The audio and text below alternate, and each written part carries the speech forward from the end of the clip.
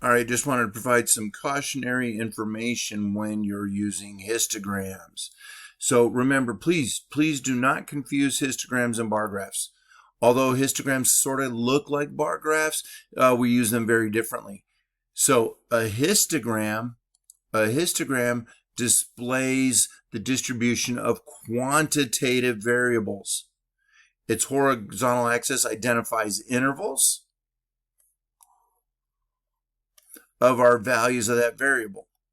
Already, bar graphs, on the other hand, bar graphs do not display quantitative. They display categorical. So bar graphs display categorical variables. The horizontal axis identifies categories. Bar graphs have spaces between the bars to separate the categories. Histograms have no spaces between the bars. For comparison, here is one of each type. So you can see we have our histogram. Notice that here on the horizontal axis, these are quantitative variables.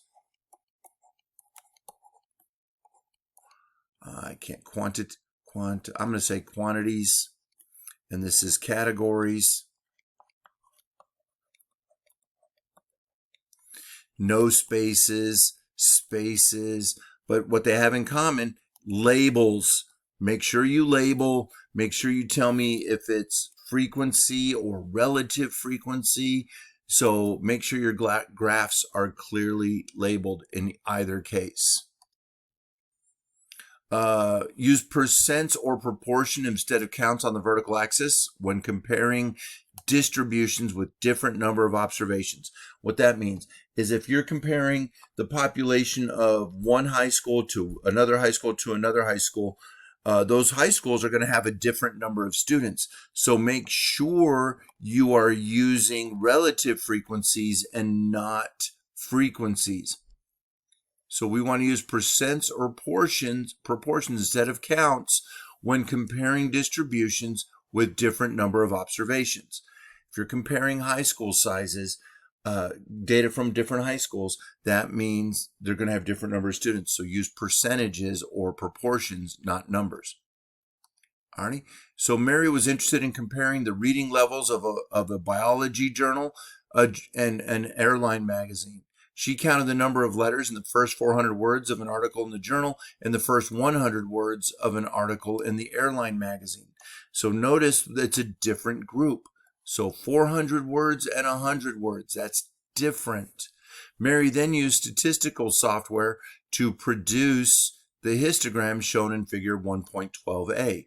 The figure is misleading. It compares frequencies, but the two samples were of very different sizes. Using the same data, Mary's teacher produced the histogram in figure 1.12b. By using relative frequency, this figure makes the comparison of word lengths in the two samples much easier. So because we used frequency, the magazine sampled many less words. So of course, all of these bars are going to be shorter. When we do a relative frequency, now we're saying, alrighty, so the number of words from 2 to 3, now it evens out a little bit better. It's not as ridiculous because we're not looking at just the numbers. Alrighty, so if you're looking at different sample sizes or different population sizes, always comparing those, you always use relative frequencies. Just because a graph looks nice doesn't mean it's meaningful. I agree. So the 15 students in a small statistics class recorded the number of letters in their first names. One student entered the data into an Excel spreadsheet and then used Excel's chart maker to produce the graph shown on the left. What kind of graph is this? Well, it's a bar graph that compares the raw data value, but first name length is a quantitative variable, so a bar graph is not an appropriate display. Bar graphs are for categorical data. The histogram on the right is a much better choice because the graph makes it easier to identify the shape and center and variability. Socks. Notice, I can still use a histogram even if it's one value. So one person had 3 letters in their first name. 6 people had 4. 2 people had 5, 2 people had 6, and 4 people had 7. Okay, so don't use bar graphs. What they try to do is they said, this is student 1, student 2, student 3, student 4, student 5, student 6, student 7. That doesn't work, okay? So don't use bar graphs with quantitative data. Bar graphs are for categorical, histograms are for quantitative. And then here's a summary of everything we just covered in this entire assignment. So highlight what you need to know. This is a great breakdown. Don't ignore this. Read it. Pull out that important information.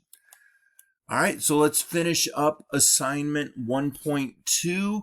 And remember, I need you to have assignment 1.1 and 1.2 completed by Friday. I'll see you when I see you, statisticians.